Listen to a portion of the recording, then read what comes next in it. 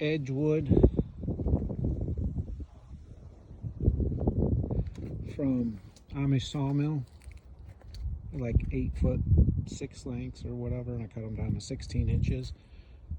Make perfect firewood and dries out pretty decently fast.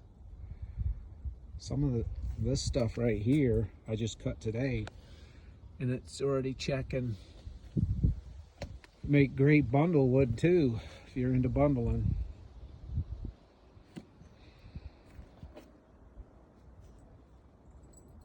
All hardwoods. A lot of red oak in this load I got. Yeah, there's small pieces, but there's a lot of great size pieces. Hickory, red oak, white oak.